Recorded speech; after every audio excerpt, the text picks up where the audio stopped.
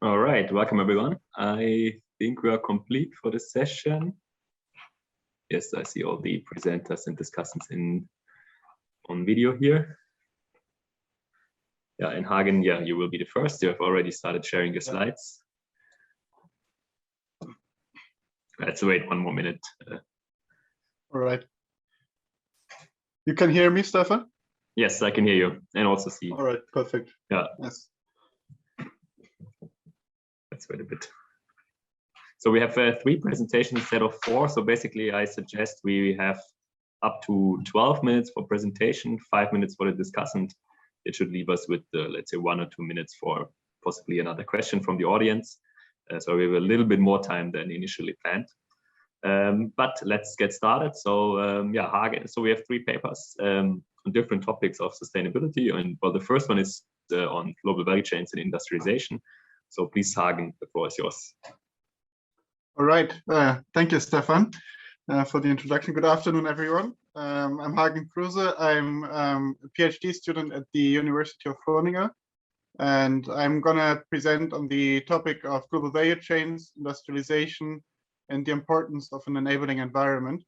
And since I only have 10 or 12 minutes of presentation, I'm just going to jump in directly.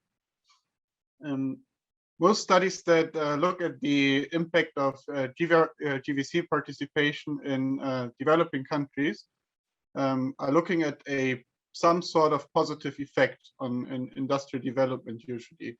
So the usual argument that we find within the literature is something that developing countries can enter GVCs to obtain foreign knowledge, foreign technology, and use this foreign knowledge or technology to build up their own manufacturing sectors over time.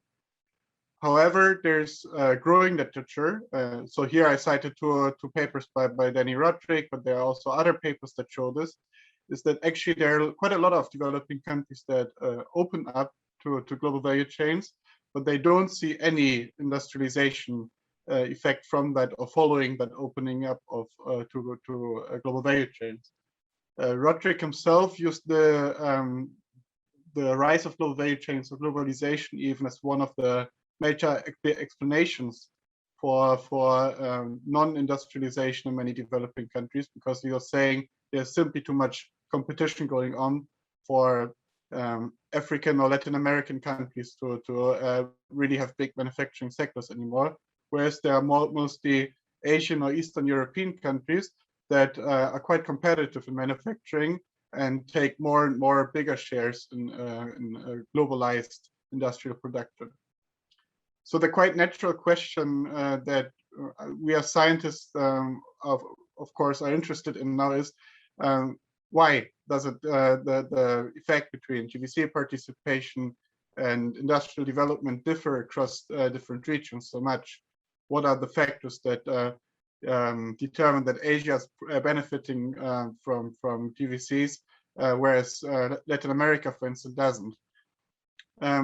Before I go into my main argument, of course, this distinction between those regions is very generalized. So, of course, there are countries within, let's say, sub-Saharan Africa, for instance, Kenya, that has seen quite some industrialization going on in recent years. And, of course, there are countries within Asia that have not seen industrialization happening after they opened up to GVCs, for instance, the Philippines. So there's some sort of heterogeneity across regions or within regions, which shows us that we have to look at country-specific factors that condition the effect from GVC participation on industrialization. Within my paper, I'm using the more technical term of boundary conditions for the effect, because they're conditioning whether a positive effect happens or not. For this presentation, because I don't have enough time to give you a proper big theoretical background, it might be helpful to think about those boundary conditions as macroeconomic frictions, so that developing or some developing countries simply don't economically get a benefit from shifting resources to manufacturing, even though they're exposed to foreign knowledge and foreign technology, because there's some frictions within the economy. In this paper, I'm basically trying to account for the heterogeneity across the right countries and regions, because we can, of course, observe whether countries opened up and whether they industrialized. And I'm trying to quantify the macroeconomic frictions across different dimensions in an economic environment of a country, the macroeconomic environment.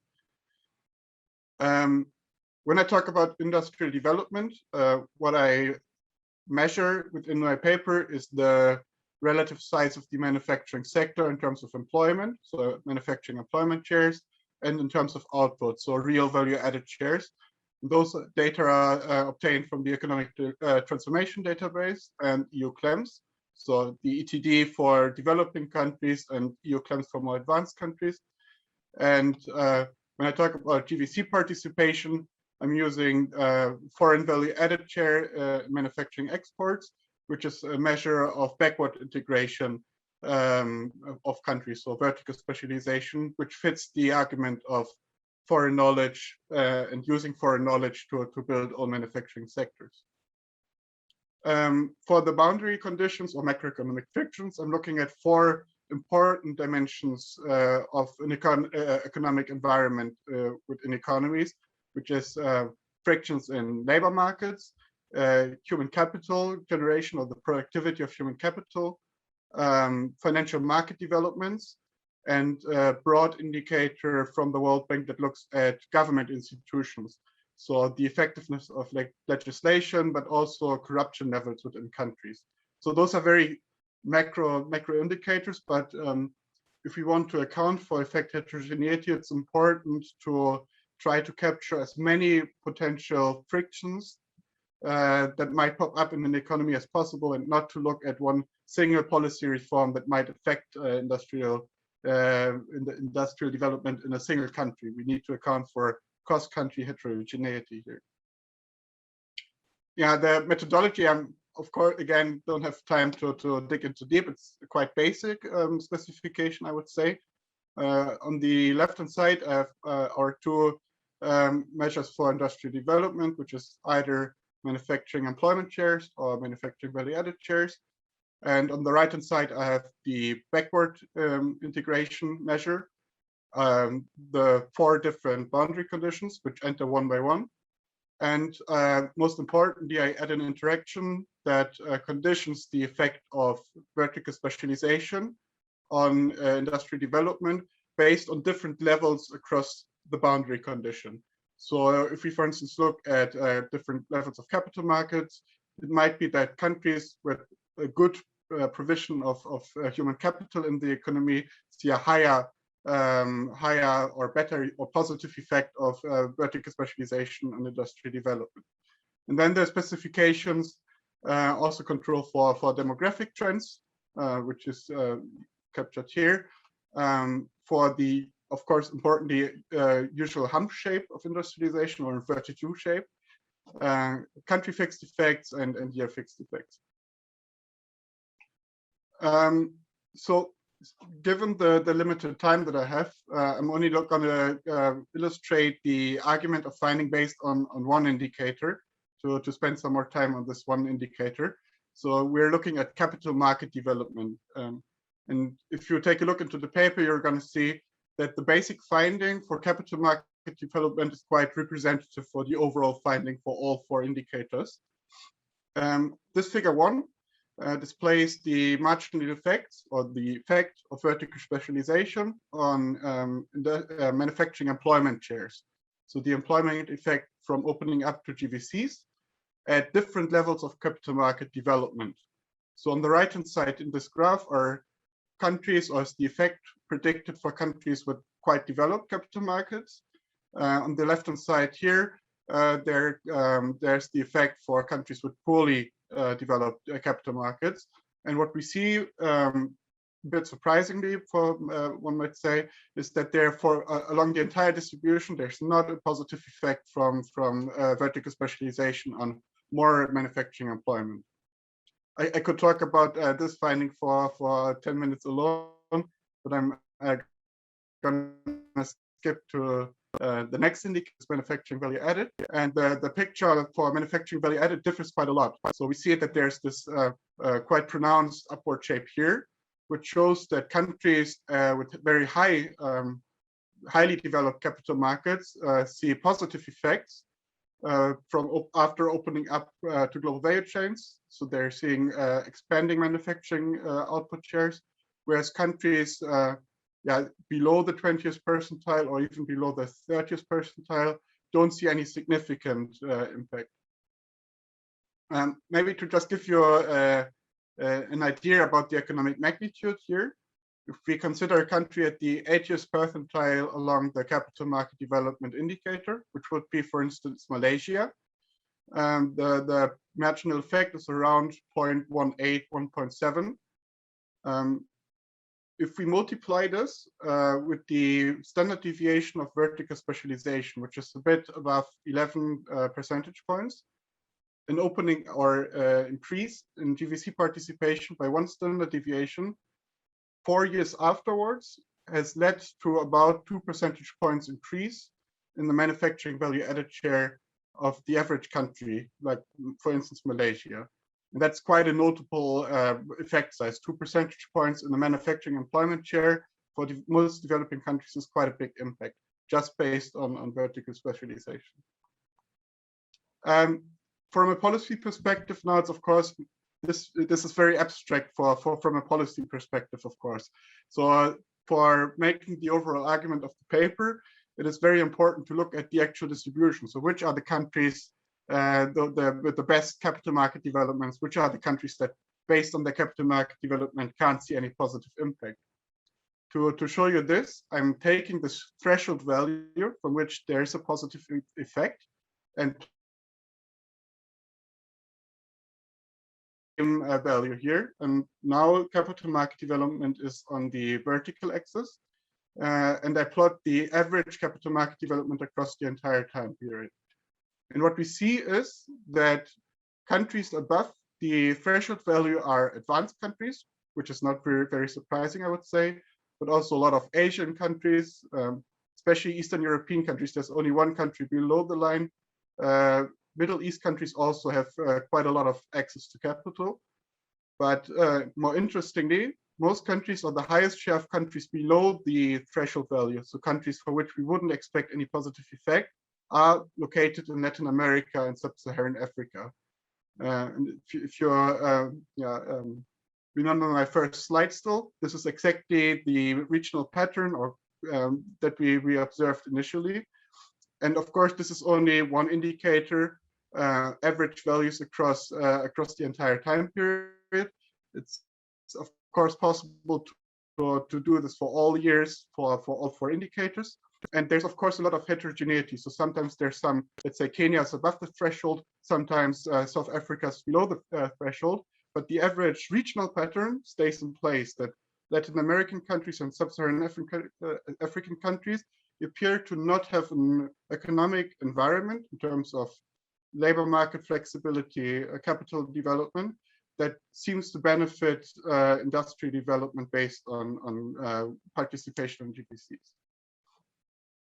Maybe to give a 1-minute conclusion, if I have so much time, there's an ambiguous effect of globalization and industrialization across regions, but also within regions. So there are countries that very much benefit from participating in GVCs, but there are also countries which seem to fail to benefit from globalization.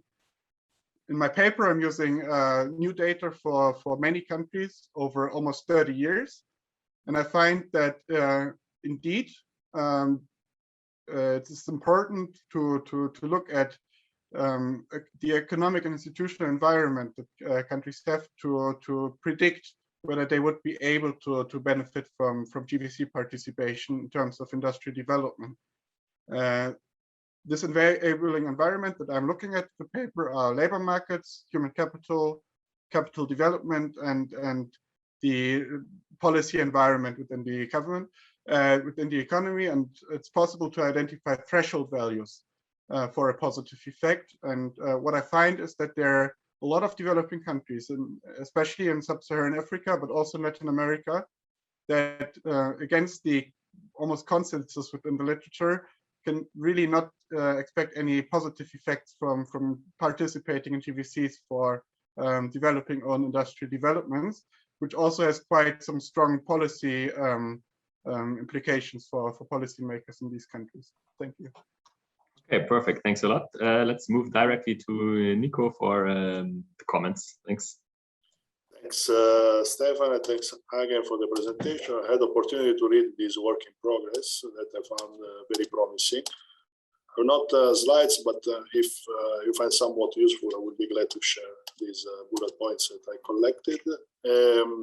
As explained by Hagen, this is a paper which tried to explain some variables related to industrialization, like manufacturing employment, share manufacturing GDP, explained by basically a value chain important variable representing backward linkages, so the share of foreign value added in countries' manufacturing experts, mediated by four important variables, which are labor market flexibility, capital market development, human capital, and government effectiveness. I think one merit of this contribution is that sometimes in the policy debate, I find this discussion about the benefits of value chains industrialization sometimes polarized. No? Okay, value chain, global value chain is positive, or global value chain is negative for the industrialization cause. I think this paper sets the right tone to the discussion by investigating what are the conditions under which basically value chain can provide a contribution to the overall industrialization.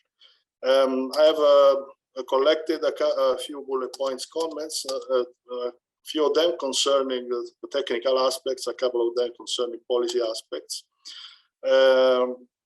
By the way, another important, I think, contribution in this paper is that it also investigates what may be the drivers of industrialization patterns. Industrialization patterns is also a topic which is investigated here at UNIDO. This paper also tries to investigate what are the elements of heterogeneity in investigating these patterns. Coming back on what can be some possible comments from a technical, from a policy point of view, I will say that the first point from a technical point of view is the endogeneity. The endogeneity is treated in the paper, if I understand correctly, mostly through the lag of the independent variables. I'm wondering if it is enough to defend robustness, because we're talking about structural change variables that are do not normally change over time. So I'm not sure if lagging 3-4 years may be enough basically to defend basically the results on the endogeneity basis. The second is about why were selected the 4 moderator variables. Why 4? What's the anchor to the literature to select specifically those variables? The third one, if it can be explained a bit more better, maybe the next version, how some data are used. I'm thinking, for example, the government effectiveness. The government effectiveness is part of the World Bank governance indicators, and notoriously have these standard errors. No? So I'm wondering how to use these variables as a regressor with when standard errors are also included as a part of the information package of this variable. From a policy perspective, I'm wondering why one of the most interesting findings that captured my attention, why there is this discrepancy between the impact on manufacturing employment and the impact on value-added share. What are the transmission channels which makes these variables be significant for value-added but not for employment? And the last comment from a policy perspective is that in one of the tables, are not reported basically the direct effects of the moderator variables. That I think would be very interesting, because if those impact of those moderator variables are even bigger and significant than the impact of the moderator variables interacting with the value chain variable, does this mean that at the end of the story, these variables matter for industrialization as it's the typical industrialization research agenda? And do we really need to put the value chain in the context, basically, if at the end of the story we realize that these variables alone, without interacting with the value chain variable, are significantly explaining the industrialization variables? Thanks a lot again for the presentation. Found very, very interesting and instructive. Thank you, Nicola. Yeah, thanks a lot. Let me just briefly add comments from the audience, and then you have about 30 seconds to say some. Well, give a very brief answer. Also, one comment by Bart was that when you think about GVC participation, you have the vertical specialization measure, but would it not be better to use this relative to the country's GDP, so not to a country's exports essentially, but to a country's GDP. So, right, because you can have very little exports but a high vertical specialization. Another thing that I was just wondering about, because you mentioned that all the results for all the 4 variables are more or less the same, so which means that they're all highly correlated, and they're also all highly correlated to GDP per capita, I suppose. Right, so how, what is your interpretation of this then, of those kind of factors, which perhaps goes back to the question by Nico, why you actually chose exactly those 4 factors? So yeah, that's just some food for thought, and now you can briefly respond before we go to Lisa. Thanks for all those suggestions and comments. I'm going to start with Nicola's questions. On the causality or endogeneity issue, very clear. I don't claim any causality within my paper. I'm trying to account for macroeconomic patterns, and I just find that countries that open up to trade, I see 4 years later in industrialization, if they have a very advanced policy or industrial institutional environment, and countries which don't see any expansion in industrial development afterwards. And I think that also explains why I'm using those big macro indicators, because of course I could use one policy reform, which is easy to instrument. I could make an advanced econometric study to show that within that one country with the policy reform, I find a causal effect of that reform on industrial development. But that is not really what I'm looking at this paper, because I want to account for the divergence of GVC participation on industrial development. And those instrumental variable approaches don't really work for that, because I really want to account for as much as possible. The divergence between output and employment is a very good point.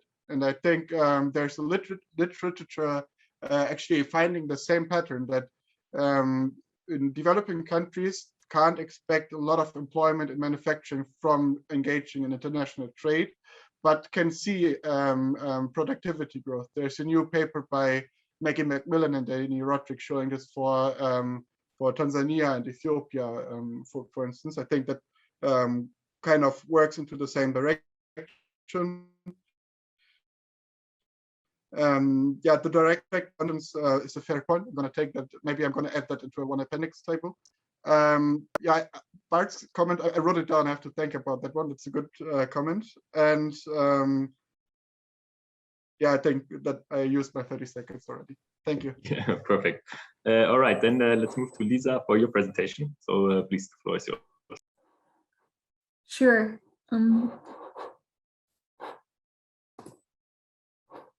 Okay.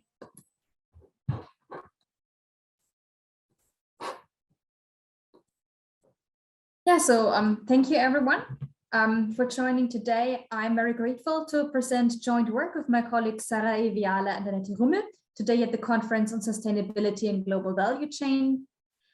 As you might see, as the title already hints at, is that we are looking at the demand side, so at the consumers of the products of global value chains. And I hope with our study to give even more motivation to conduct more research and actually, to look more into sustainable global value chains. So our presentation is titled Information Source and Content, Drivers for Consumers' Valuation of Fairly Traded Foods.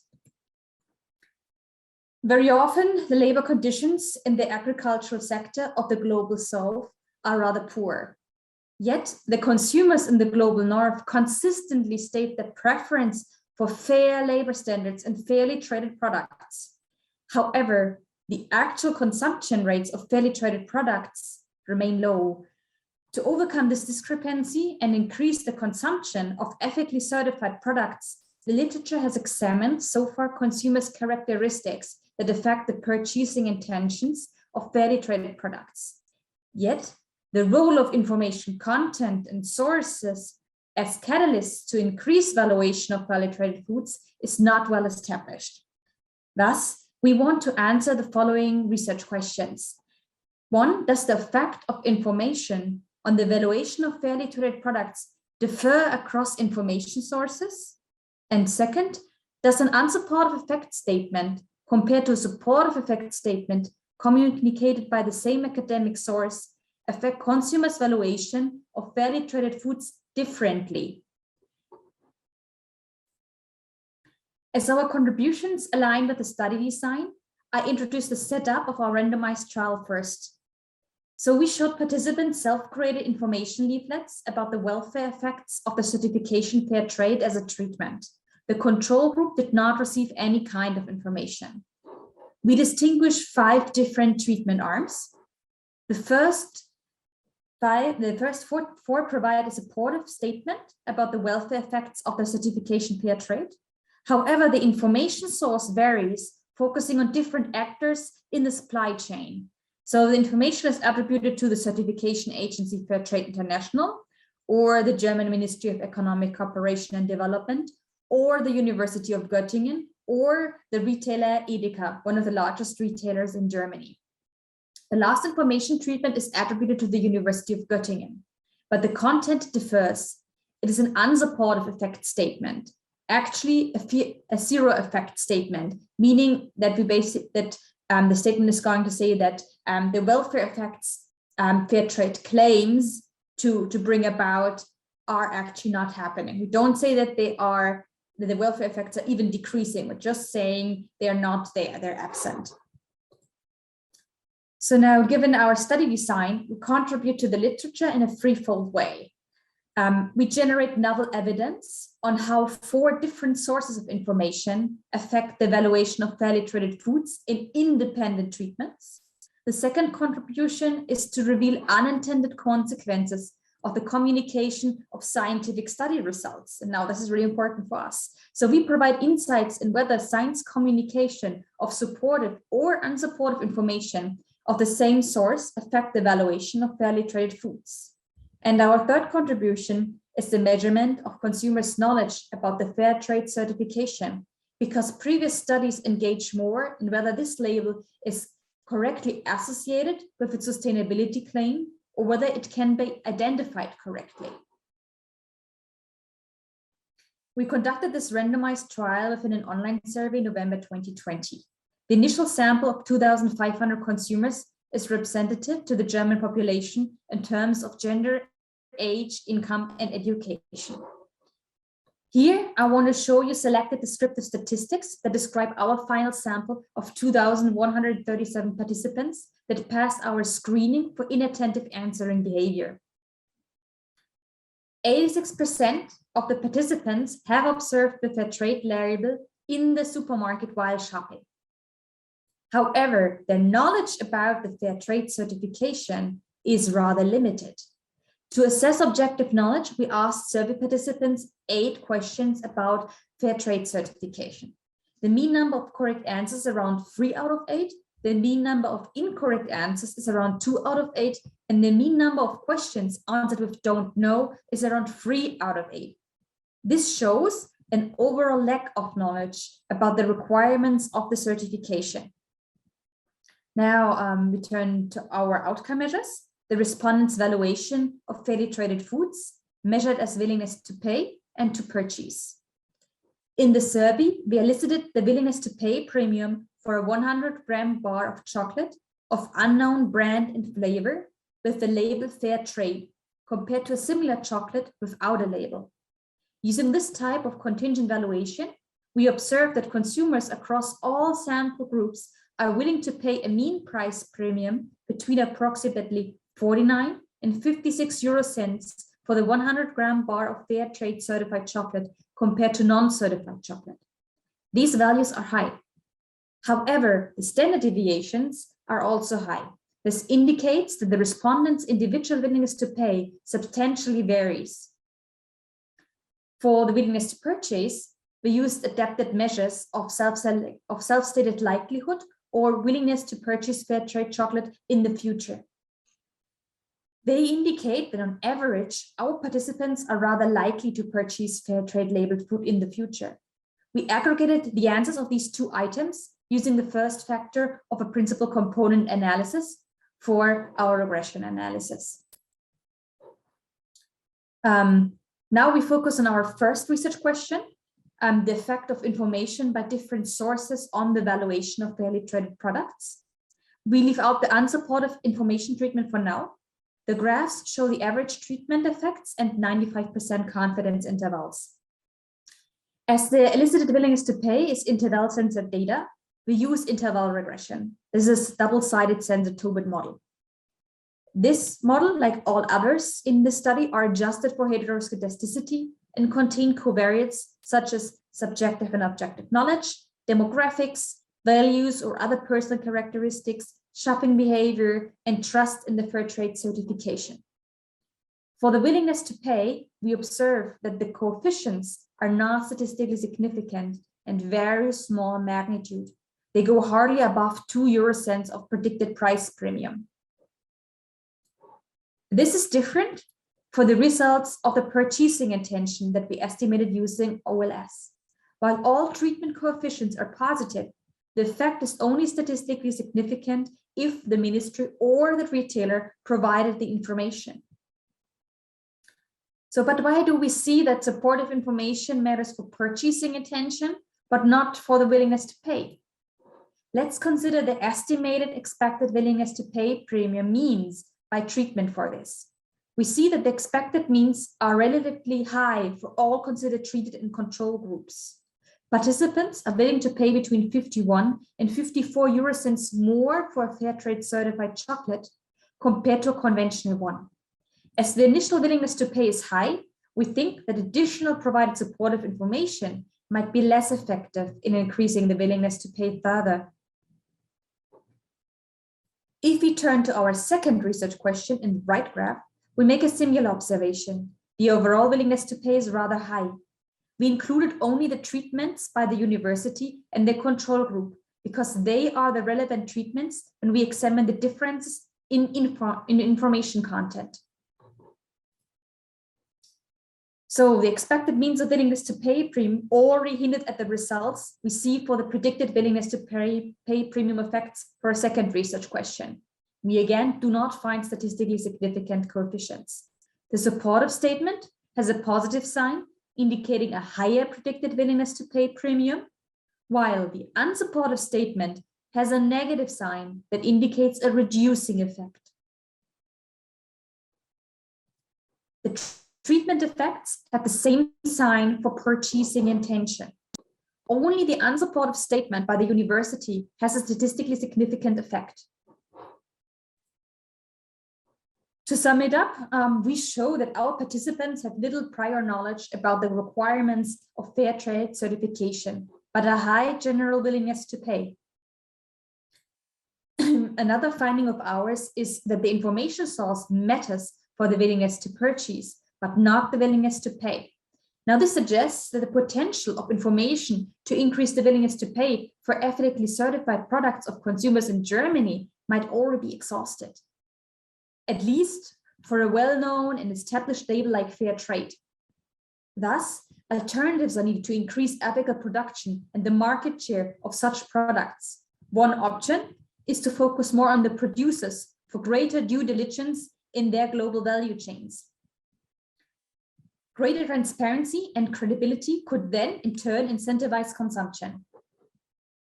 However, information might still assist to increase another dimension of consumption, the frequency of purchasing fair trade labeled products.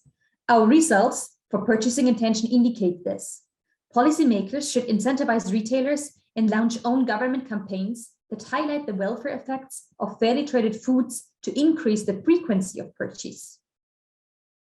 And another key takeaway is that already a zero effect statement by a representative of the science community can significantly reduce consumers' valuation of fair trade certified chocolate. This result is a warning for the science communication, for the science community and for science communication.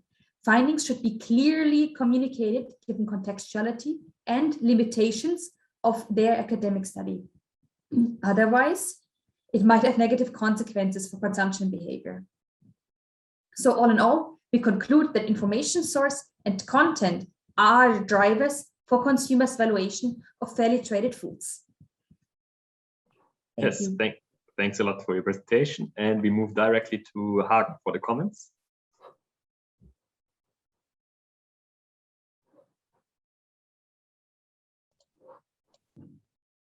Yep, 1 second. All right. Thank you, Lisa, for the presentation. I liked it a lot. Yeah, first of all, I think it's a very important topic to study. I think there are a lot of people, and especially also policymakers, interested in finding out how to encourage consumers to consume more fairly traded or sustainable goods. And I think it fits the conference also fairly well. And I think I also like the paper of in the sense that you wrote it down very clearly. So I think to the reader, the setup of the study is very clear. It's very transparent where the advantages of the study are, but you also have a clear section on limitations, and you communicate clearly, okay, what are the conclusions that we can draw and what are not the conclusions that we can draw. I have a set of comments. I'm probably not going to get through it. Stefan is going to intervene, but I'm trying to get it as far as possible. I'm going to send you the PDF afterwards. So my first comment relates to one of your, yeah, it's more an overarching comment. So you say that the willingness to pay, which is one of your outcome variables, is quite bound by socioeconomic status. So high-income households consume more or are willing to pay more for fair trade goods. But yet you're still deriving conclusions about consumer valuations based on your results. So I was wondering, like, from if I imagine being sending this to a journal, you might get the question, okay, but does that even show us anything about the valuation that consumers actually have if you don't have an experiment where consumers actually buy goods and you reimburse them so that this like entire income effect gets cleaned out? Because maybe also people with low incomes actually have a high valuation based on the different information sources, but your experiment in the current setup definitely cannot identify the valuation for low income households because they simply don't have the income to consume those goods because they don't get reimbursed. I mean, that, of course, extremely important, but maybe add a section discussing that. Then I was also wondering, like, so you find that retailers and governments are the sources that increase the purchasing intention of consumers. But what I miss in the paper is ex ante motivation for why should it actually matter? Like, why is the effect better for retailers and governments? Why isn't it better for other sources? There's no theoretical background. There's just like some literature that you cite. Yeah, the source matters, and then you have different actors, and you show, yeah, okay, the source matters, but there's not really a theoretical motivation for this. So the third comment that I wanted to make is to test the split into supportive and unsupportive statements. But you only do this for one of the sources. You only do this for the scientific community. And I was wondering why. So you could also do this for government communication, because government is also, of course, very important in like giving credibility to such labels. And I didn't find any justification for why you only do it for science. Within the setup, when I was reading the paper, I stopped at one of the sentences, which is that you're within the experimental setup, present the participant in the experiment with the choice between a fair trade chocolate bar, and then you phrase it the same bar of chocolate with a fair trade label, which already suggests to me as the reader, at least if I would be a participant in the experiment, that there's literally no difference between the chocolate bars, but there's a label on top of one and none of the other. To me, that's a bias already, because it already shows me, yeah, the label doesn't really make a big difference. So I think maybe a more favorable way to phrase this question would have been a comparable bar of chocolate, because of course, the fair trade level implies that in the production of the good, there are some differences. Can't be the same bar. So I think that might provide a potential downward bias in your findings.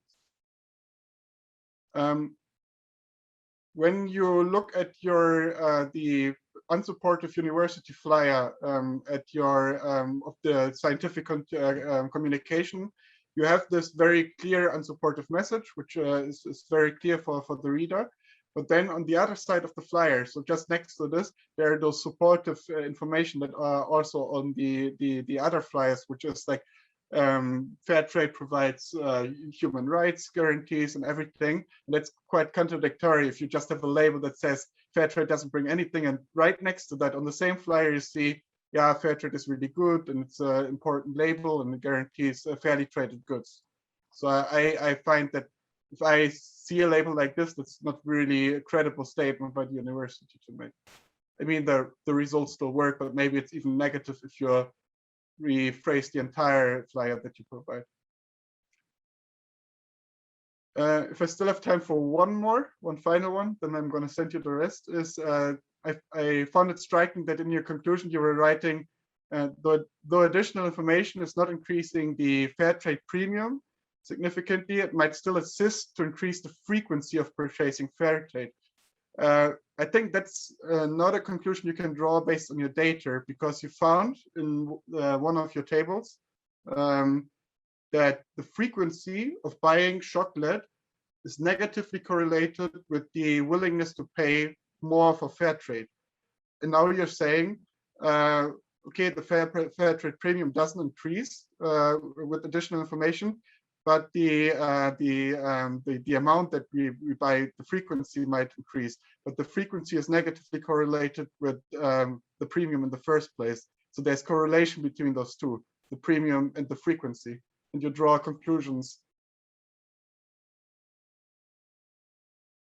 Conclusion. I would be a bit careful there, and I think with that I used my time. Okay, great, thanks. I guess Lisa will appreciate if we send it to her. But perhaps, Lisa, you want to pick out one or two main things that you want to reply to, and then we have to move on to Jürgen.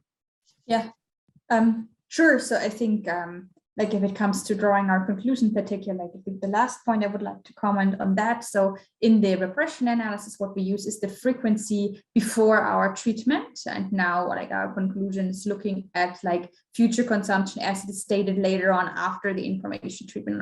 So there's a there is a difference, but yeah, maybe you should be more careful when formulating this. Sure. And then I think what's just interesting for the general audience, like why could be a reason that people listen more to retailers and the government. In particular, like with the retail, it's very interesting. There's not so much evidence in chocolate, but there's actually evidence in terms of like animal welfare. And there, what's actually quite well known is that the retailers are actually the gatekeepers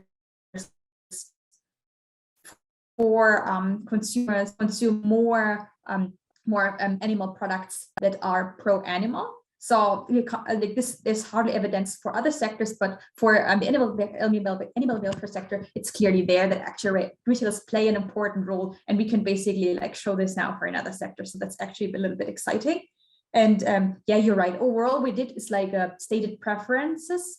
We don't actually know about actual preferences, how households would act. However, in the way we set up our study, that was like with a cheap script and the cheap talk at the beginning, we asked our participants to be honestly answer those questions. And it has been shown in literature before that this helps to reduce some of the hypothetical bias. But then overall, we are not claiming to be able to say something about absolute values, more about relative values. That's actually the important part in our study. Yeah, but thank you for having a look at our papers so thoroughly. Thank you. Great, and I see Jürgen is already set, so please, the floor is yours for the next presentation.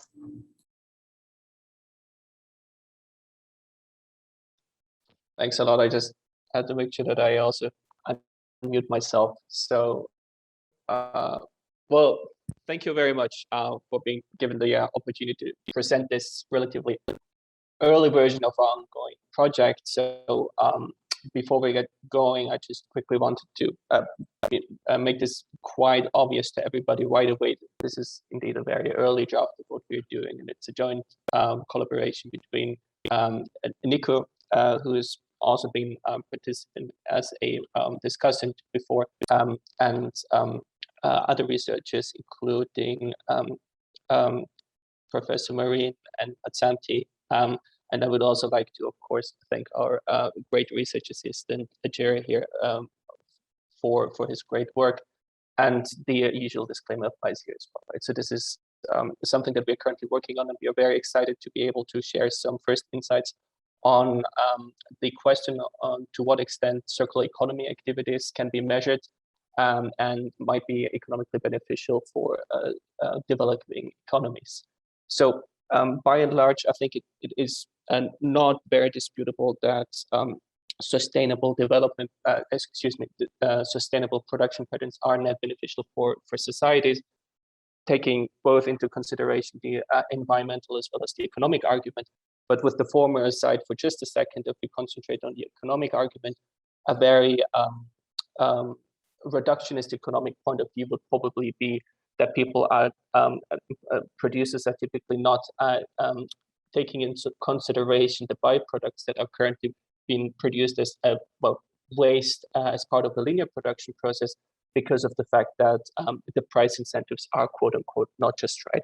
However, even though if you think about this in terms of a firm, it might also be true that on a more aggregated level, if you think about this in terms of sectors, for example, it might indeed be the fact that more integrated production processes might be a net beneficial, not only from an environmental or a holistic point of view, but also in the context of economic work in particular. So this is what we want to focus on. And to put this into a bit more concrete terms, what we're trying to do is here we're trying to basically quantify UNIDO-led circular economy projects with a special focus on developing countries, which we would like to marry with input-output data from multi-regional input-output framework taken from Aurora, which allows us to look at an aggregate of 26 harmonized sectors across a big set of countries, almost 190 countries.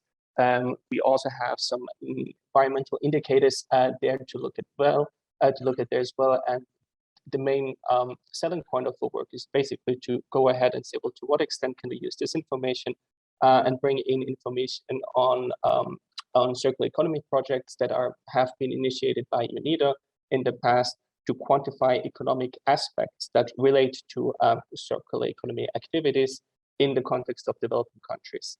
So far, this is I would say, a very early attempt in quantifying such mechanics.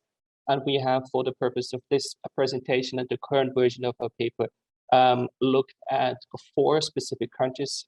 Those are the ones that I'm listing here. That's Egypt, Georgia, Vietnam, and Indonesia. The projects that we're talking about, all of this is publicly available. So you click on the link, open unido.org, you can find more information on the respective projects. But by and large, what we're looking at is an average time span of such a project of about 5 years. And what we do have is quite detailed firm level information on the overall effects that have transpired as a consequence of the measures that have been put in place. The framework that we are basically proposing in this context is to say, well, how can we specify and quantify circular economy activities within the limitations of the order? And we do this by focusing on a couple of particular circular economy activities that we would like then to quantify in different ways. So what do we find overall? For all countries that we have looked at, circular economy activities seem to increase indeed value added as well as employment, and project-induced decreases in expenditures of some of the aspects that we are looking into are more than offset and compensated by overall increases in economic activities through input-output linkages. I'll go into more detail as we move through this presentation. So how does this relate to the literature? And again, this is because of the fact that this is a rather short presentation. Let me just quickly point out the one thing that I want to highlight here, and that is that so far, a lot of ongoing research has been very granular in the sense that it has focused on particular sectors, particular regions, countries, or regions within countries. And I'm just giving 4 examples here of relatively recent work, such as Weber et al. In 2019, who has no granular disaggregation in the context of developing countries when looking at linkages. Celani de Mexado has a very specific view on what's going on in the Republic of North Macedonia and the manufacturing sector, so they're also quite granular. We have ongoing and a very recent work on steel recycling in China, as well as the construction sectors in, again, even smaller regional aggregates, that is cities in France and in Brazil. What we're trying to add here is to say, well, we want to be able to quantify circular economy activities more generally in the context of developing countries to see to what extent those practices and projects that promote those kind of changes in the production processes can be net beneficial for overall economic growth. So this is the selling point of our work. How would we define? Of course, like I said, we're trying to marry 2 ideas. We've got projects on the one hand, and we have got an input-output framework on the other hand. The way we conceptualize this is by basically building 4 types of circular economy activities that we are able to quantify in the context of our model, and just giving you a quick summary of the different activities that we've highlighted here. So activity 1, where firms are saving materials and consumption of energy as part of the production process of final goods. Then, of course, there's the replacement aspect. So toxic or hazardous obsolete materials are being replaced by more sustainable inputs. And secondly, thirdly and fourthly, I would probably going to mention this together here, is that sector level effects that relate to the recycling sector or the repair, manufacturing, and refurbish sector. Because of the fact that this is something that is very recent, we have looked at previous work and previous projects to see to what extent they fit within the framework of what we have drawn out here. And what we have found is that for the set of countries and projects that we have analyzed, most of them fall within the domain of what we refer to as the circular economy activity number 1. So for the remainder of this talk, I will also focus on this particular activity. And as we move on, I will also then, of course, have to narrow it down a bit more in the interest of time. But for now, this is it. So we have this rather broad framework that obviously moving on into the future, this is something definitely worth exploring. For the purpose of this and the ongoing research work that we're doing, we have a strong focus on the very first dimension here. So what is a proposed mechanism that we have in mind here? So this is a combination of, first of all, modeling assumptions, and secondly, a constraint that are imposed on us on the basis of what the modeling framework allows us to do, and secondly, what the project information entails. So let's stick to the example of a circular economy activity number 1. Let's assume that a firm buys a more material efficient machinery through a particular project.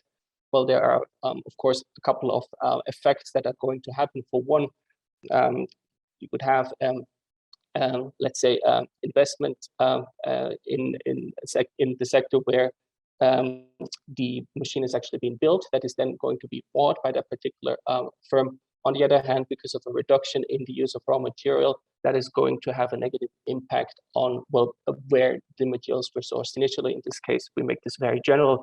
We just refer to this as a mine. Of course, there are also going to be indirect knock-on effects that we just find through the input-output linkages that relate to labor, capital, taxes, and so on and so forth. So again, for the net beneficiary, in this case, we would see a higher demand for those sorts of machines, increased demand for those kind of workers that are typically either building or operating those machines, which could then, as a consequence, lead to higher aggregate consumption of those respective workers, higher, of course, fixed capital formation of the machine manufacturing, and so on and so forth. And of course, the mirror image would then lead to a negative effect with the same line of argument for the mining sector or the mining industry in this example here. Of course, we also have reduced effects, which we, in this case, in this example, attribute to aggregate spending capacities of the respective workers of the two sectors that we have envisioned. We have For about the 2 more minutes. So Two you more have about 2 minutes. more minutes. Thanks. Okay. Very good. So the last thing that I should probably point out is that I should show you some results. Let's quickly, I mean, this is the main set of results. I will probably come back to this before we talk about the results very quickly. And that is, this is going to be a partial analysis, right? So we'll be assuming here, probably worth mentioning, that we are only looking at those effects for a particular isolated sector. And of course, there might be potentially negative environmental rebound effects. So for example, if this manufacturing sector that produces the machines is actually seeing an increase in its demand, we don't really know if it's going to have positive effects on overall greenhouse gas emissions. For example, you could easily make the argument that as long as there are no similar activities that go into a more sustainable development path, that this might actually be overall negative in terms of greenhouse gas emissions, for example. Okay. A quick note on the results. Luckily, I've already kind of highlighted what we are finding here, and this is one thing that I'm giving you here. That's the main result for Egypt. The overall effects seem to be, first of all, net positive, and decreases in expenditures through this circular economic activity run are more than offset by positive economic impacts that derived from firm investment and that are triggered through the project. Very quickly, if I may, 30 seconds on the caveats here, right? Obviously, in the current stage of development, we are currently fully aware that there are certain things we have to consider and take into further consideration, including double counting of investment that's probably going on. We assume employment effects to be constant for now. What we also assume is the kind of investment that is being put into a particular project is going there one-to-one. However, we do know, and this is something that we're communicating with the projects right now, that there are certain upfront costs that don't really see, like the end of the day, don't trickle down into the projects. So there's going to be something that we have to take into consideration in terms of magnitudes. On the other hand, another thing that we are not observing are any behavioral changes in firms, so potentially underestimating the results for now. And then, of course, the very last point I would like to make here is overall effects on the level of the individual firm. So far, we have just treated the overall project as an aggregate.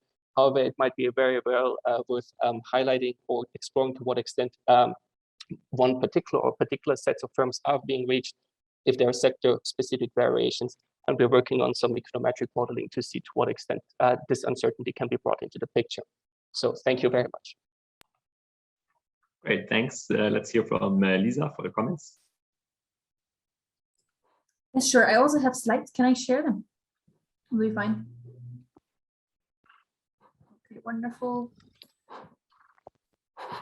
Okay, so what I will do, because I say your work is also work in progress, I would like to show you basically my understanding of your paper, what you're doing, what you're trying to do, and then I would like to give like some guiding questions that would be important if you could like answer them on the way while you're writing the paper. I'm sure we're gonna do this anyways, but I'm now just like give you the option of looking into the view, looking into the head of a reader of your paper right now. So. Thank you. Yeah, sure. Okay. So I think the motivation is a bit along the following lines. So the circular economy is inevitable for sustainable development. And so the inclusion of this concept in technical cooperation projects gains more importance. However, there seem to be ambiguous short-term impacts, and they seem to hinder the implementation of projects reducing material for industrial output. And thus, the objective of this study is to estimate the short-term effects of the implementation of circular economy projects in developing countries. Now, this study fills a gap in the literature by considering developing countries in the context of circular economy. And they use a novel simulation tool.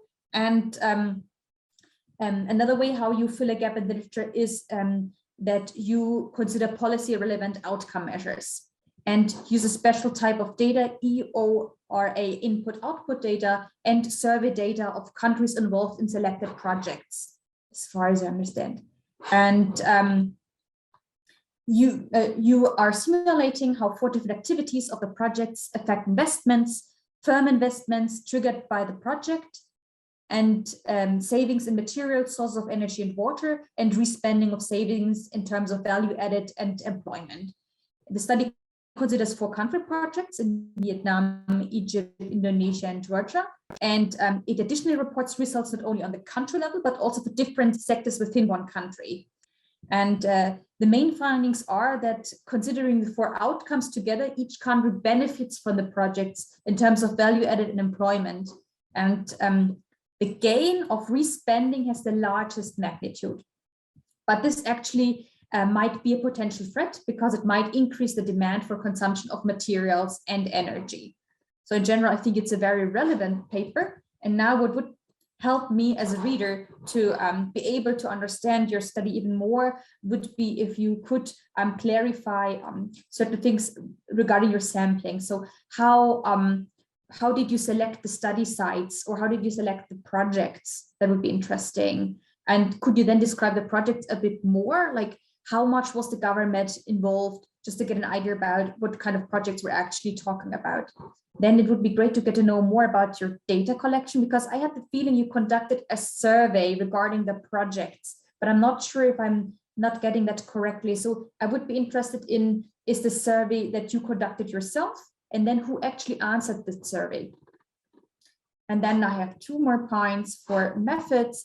I would be really interested in what type of simulation you are using and how innovative it is, because you somehow are hinting at that, but I'm not able to grasp it fully right now. And I had another question. So I would be interested in how you quantified the initial impact of the projects for the simulations. There must be sort of numbers that you started with. And then in the discussion part, what I would be just really interested in is, can we make use of your results to other countries? Like, how generalizable are your results? Okay, great, thanks. There's one more question in the chat, and Bart asked whether your results depend on the assumed lifetime of capital goods in your simulation. Well, whether that's correct or not. Yeah, perhaps you can very briefly answer 1 or 2 points that you think are most relevant for now, and then we have to close the session. Yes, perfect. Thanks a lot. So I'll try to be short and quick. So very quickly, indeed, I think the first thing I want to mention is the rebound effect that you've pointed out right away, and I think this is where work most closely links to other presentations that we have seen so far. And of course, like I said, this is a partial analysis, and we're really only looking at this particular effect. We are aware of the overall negative potential effects. Can't say anything about it. Of course, you could make the argument that the overall setup would follow a more circular approach than be looking at, first of all, synergies, and secondly, strong effects as a whole. However, that aside, it is still important to say, well, what happens if those kind of projects are being put into place? Would we only see a net economic positive outcome at some later stage, or do we already see it with relatively small effort? Small effort is the wrong word here, but with a relatively narrowly defined project. That's probably a better way of putting it. Yes, about the sampling, I can expand on that, but I think that'll probably take a bit more time. Basically, what we're trying to do is we take the project information and we create random draws of the data to see to what extent, if the composition of the overall firms change, to what extent that is driving the results. The main argument here is basically to say if everything is just coming from one firm, then that's probably not a very robust result. Yes, impact. So survey, very, very quickly, and that's the last thing. And I want to say, I've also wanted to come back to the capital goods, but just very quickly on the survey part, because I think that's also quite relevant. And that is, we're getting this information from the project managers directly. So this is the information that we get on the basis of our communication, and we are actually being in constant contact with those people. For example, in order to be able to more narrowly define what the kind of overall helicopter money load into a country in terms of a project is, and how much of upfront investments that go into administrative tasks and so on and so forth. So I hope that answers. I don't know if I have more time, Stefan, or if we should call it an afternoon for now.